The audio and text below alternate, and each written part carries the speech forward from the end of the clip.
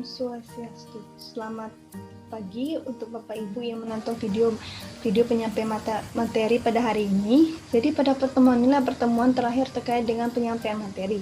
Jadi penyampaian materi yang akan saya sampaikan pada video kali ini adalah sesuai dengan program kerja yang saya telah buat, yaitu memberikan pemahaman cara meningkatkan sumber penghasilan dalam keluarga dan memberikan motivasi agar dapat bertahan dalam menghadapi pandemi COVID-19.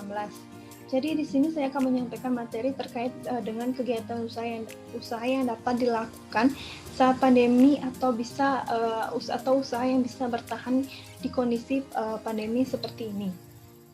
Jadi setelah saya membagikan atau setelah saya menyampaikan materi, terakhir saya akan membagikan sebuah link video YouTube tentang motivasi yang mungkin sedikit tidaknya bisa memotivasi Bapak Ibu untuk bisa tetap semangat dan bisa bertahan di situasi pandemi COVID-19 ini yang kita tidak tahu sampai kapan berakhir. Dan semoga pandemi ini cepat berakhir sehingga aktivitas kita kembali secara normal lagi.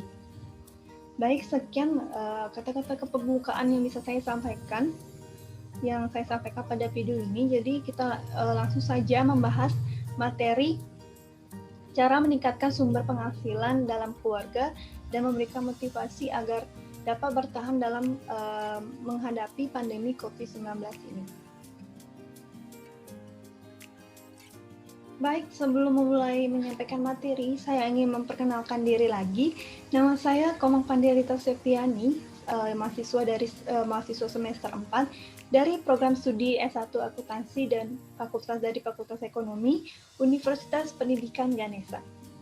Jadi, kita langsung saja membahas materi tentang memberikan pemahaman cara meningkatkan sumber penghasilan dalam keluarga dan memberikan motivasi agar dapat bertahan menghadapi pandemi COVID-19. Jadi, sejak pandemi COVID-19 ini merebak dan meluas hampir di seluruh penjuru dunia, membuat aktivitas penduduk di seluruh dunia menjadi terhambat, yang memaksa semua orang harus terdiam di rumah untuk mengisolasi diri agar terhindar dari virus.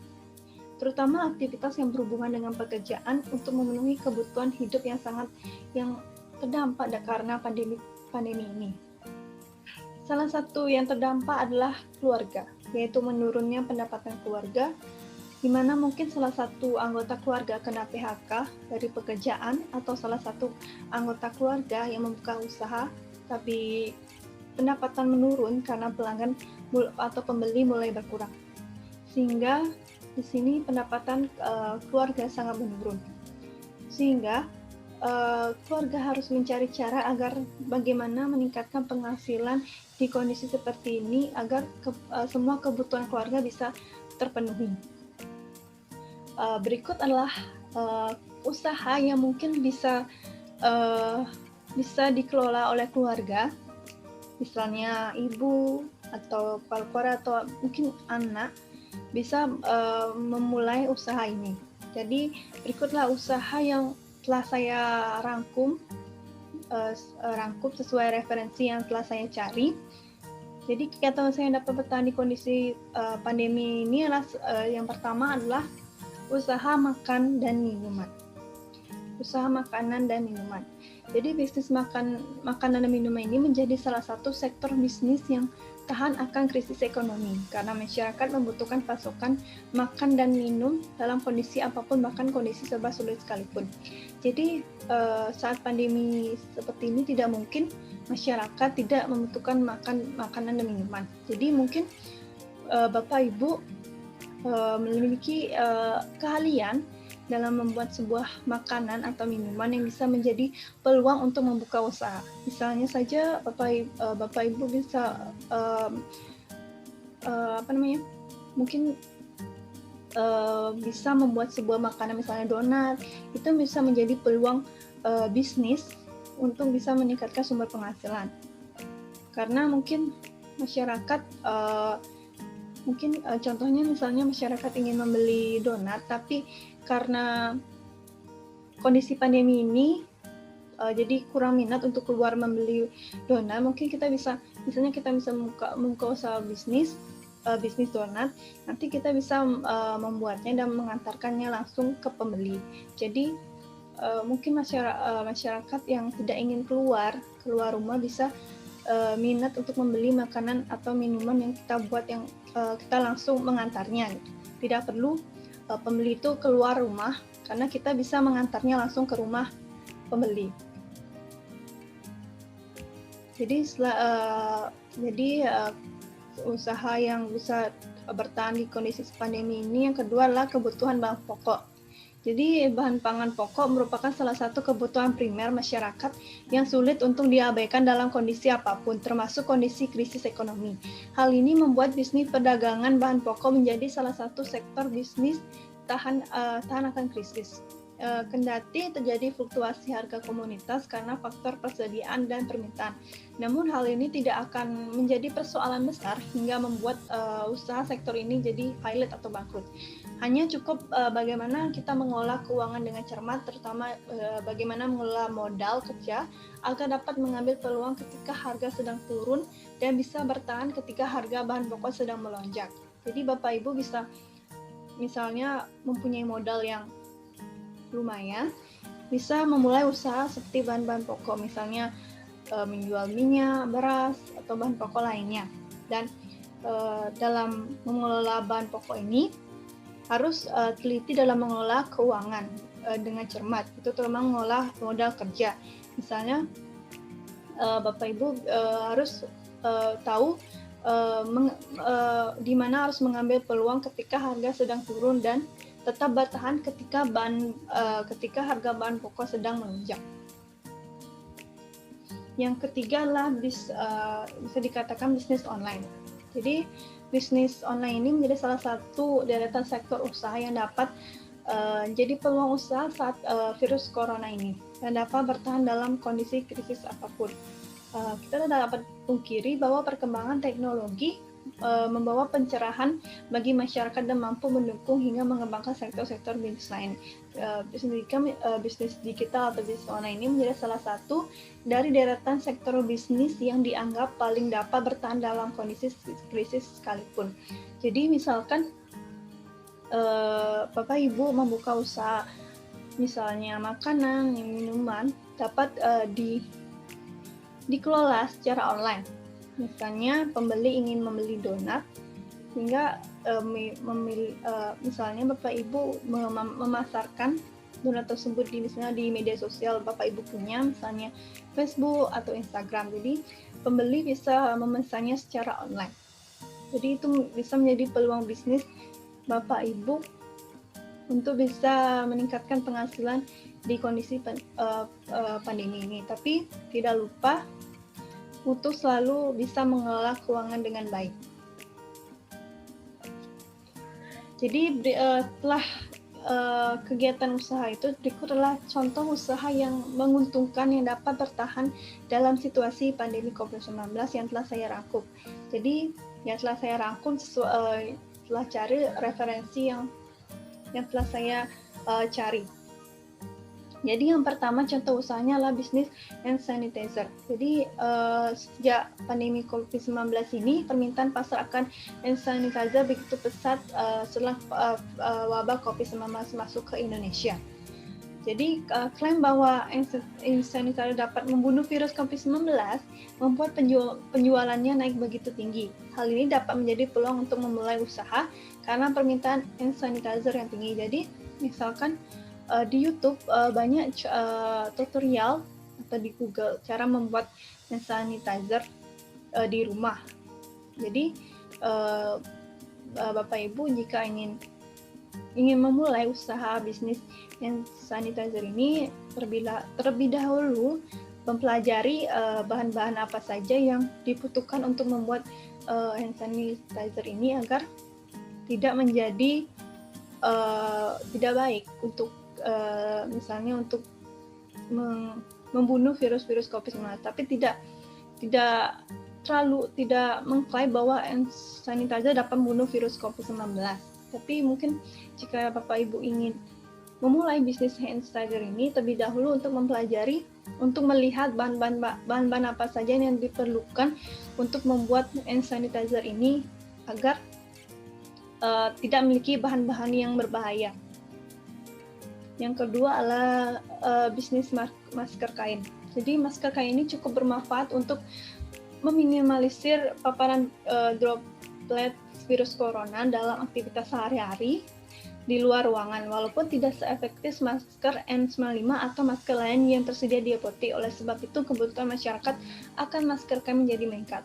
Namun, pada kondisi ini, pemerintah sudah melarang masyarakat untuk menggunakan masker kain karena tidak terlalu efektif untuk meminimalisir paparan droplet virus corona. Tapi mungkin bisa maksudnya bisa menjadi layar pertama untuk sebagai masker, dan yang kedua bisa menggunakan masker yang tersedia di apotek. Jadi masyarakat bisa menggunakan masker kain jika digunakan double, misalnya masker kain yang pertama dan masker yang kedua adalah masker dari apotek atau masker N95. Jadi meminimalisir paparan droplet virus corona jadi lebih maksimal. Yang ketiga adalah misalnya bisnis makanan beku dan makanan ringan. Jadi mengisolasi diri di rumah artinya tidak boleh keluar rumah kecuali untuk urusan yang mendesak. Situasi ini bisa menjadi peluang usaha bagi Bapak Ibu untuk memulai bisnis makanan yang tahan lama dan praktis. Karena banyak keluarga yang terpaksa menyimpan makanan agar intensitas keluar rumah bisa dikurangi. Bapak Ibu dapat menjual makanan yang beku yang sudah dikemas sehingga akan bertahan lama, ataupun makanan ringan yang bisa dicicipi sebagai cemilan di rumah. Jika tidak terlalu mahir dalam memasak, kita dapat menggarap peluang ini menjadi agen frozen food di wilayah kita. Jadi Bapak Ibu jika ingin memulai usaha ini, Bapak Ibu bisa menjadi seller atau agen dari makanan beku yang ada di wilayah Bapak Ibu. Jadi misalkan Bapak Ibu jadi seller, jadi salah satu frozen food di wilayah Bapak Ibu tinggali. Misalnya saja sosis atau nugget yang mungkin menjadi peluang bisnis untuk Bapak Ibu jika ingin memulai usaha ini.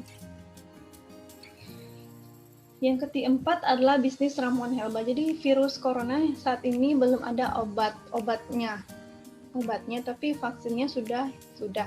Tapi kita bisa mencegah penularannya ke tubuh kita dengan cara meningkatkan sistem kekebalan tubuh dan selalu menjaga kesehatan. Jadi di tengah pandemi ini, ramuan herbal alami yang mengandung bahan-bahan seperti kencur, kunyit, temulawak, jahe, dan daun serai dipercaya dapat meningkatkan sistem imun. Oleh karena itu, bisnis ramuan atau minuman herbal dapat menjadi bisnis yang menjanjikan karena kebutuhan untuk menjaga sistem imun, kesehatan sangat tinggi di situasi sekarang ini. Jadi Bapak Ibu jika mungkin Bapak Ibu punya pengetahuan tentang misalnya sering membuat bisnis, misalnya sering membuat ramuan herbal, misalnya untuk anak-anak, untuk saudara di rumah, bisa menjadi peluang untuk meningkatkan sumber penghasilan keluarga. Misalnya bisnis ramuan herbal ini. Seperti contoh di gambar ini, jika Bapak Ibu mungkin mempunyai keahlian untuk meracik ramuan herbal, bisa menjadi peluang besar untuk menghasilkan penghasilan di dalam keluarga. Baik, setelah contoh kegiatan usaha yang dapat bertahan di kegiatan pandemi ini, berikutlah motivasi bekerja di masa pandemi yang telah saya rangkum. Yaitu yang pertama adalah cari bisnis yang potensial. Artinya mencari bisnis yang dapat bertahan di kondisi pandemi COVID-19 yang telah saya jelaskan sebelumnya. Misalnya seperti menjual masker, flashlight, sumber vitamin, bisnis kuliner frozen food, bisnis home dress, atau bisnis guru privat. Jadi carilah bisnis yang benar-benar bisa bertahan di kondisi pandemi COVID-19 ini. Jadi yang kedua adalah pilih bisnis yang paling ringan modalnya. Misalnya bila berbisnis frozen food, cukup memanfaatkan kulkas di rumah dan menjadi dropshipper online supplier frozen food yang saat ini sudah banyak di berbagai marketplace. Jadi pilih bisnis yang paling memiliki modal yang sedikit, karena melihat kondisi pandemi COVID-19 ini pasti pendapatan berkurang, jadi pilihlah bisnis yang mungkin paling ringan untuk mengeluarkan modalnya. Jadi yang ketiga adalah jalankan yang paling memungkinkan, mengingat di masa pandemi harus membatasi banyak aktivitas masyarakat dan mempertimbangkan situasinya. Jadi jadi lebih baik Bapak Ibu yang ingin memulai usaha lebih baik memilih usaha yang sifatnya online. Misalnya yang sudah saya jelaskan sebelumnya, jadi misalkan Bapak Ibu ingin memulai usaha membuat makanan, lebih baik di online, maksudnya bisa dipesan melalui online, sehingga kita bisa membatasi banyak aktivitas masyarakat agar tidak berkerumunan. Jadi pembeli bisa memesannya atau membelinya secara online. Yang keempat adalah optimalkan media sosial dan word of marketing dan memanfaatkan semaksimal mungkin kehadiran media sosial berbagai kanal e-commerce atau marketplace untuk memasarkan produk. Jadi misalkan Bapak Ibu memiliki media sosial, bisa memanfaatkan media sosialnya untuk memasarkan produk yang mungkin Bapak Ibu kelola agar pembelinya mulai meningkat. Baik, yang terakhir adalah ekspansi perlahan untuk bisa memperluas atau memperbesar jaringan bisnis pada sisi produksi serta sisi distribusi, tapi juga melihat dan sesuaikan dengan perkembangan bisnis. Jadi misalnya bisnis Bapak Ibu yang dikelola ternyata baik, maka ekspansinya berlahan untuk bisa memperluas jika ingin memperluas atau memperbesar jaringan bisnis yang Bapak Ibu kelola. Jadi ekspansinya berlahan untuk dan sesuaikan dengan perkembangan bisnis yang ada. Baik, sekian materi yang bisa saya sampaikan tentang cara meningkatkan sumber penghasilan dalam keluarga. Jadi yang dikatakan pertama saya akan membagikan link video YouTube tentang motivasi yang mungkin bisa Bapak Ibu termotivasi untuk tetap semangat dalam menghadapi COVID-19 ini. Jadi setelah membagikan video ini, saya akan membagikan link video tentang motivasi yang mungkin Bapak bisa tonton dan dengarkan untuk dapat tetap bersemangat dan bertahan dalam kondisi pandemi COVID-19 yang kita tidak tahu sampai kapan ini akan berakhir. Baik, sekian yang bisa saya sampaikan tentang pemaparan materi tentang cara meningkatkan sumber penghasilan dalam keluarga dan memberikan motivasi untuk tetap bertahan dalam menghadapi COVID-19 ini. Jadi, saya mohon maaf jika ada perkataan yang kurang jelas atau penjelasan saya yang kurang jelas. Saya mohon maaf, dan jika Bapak Ibu ingin atau kurang mengerti, bisa ditanyakan langsung dalam grup. Baik, terima kasih untuk Bapak Ibu yang telah menonton video ini. Saya tutup dengan Parama Santi. Om Santi Santi Santi Om. Terima kasih.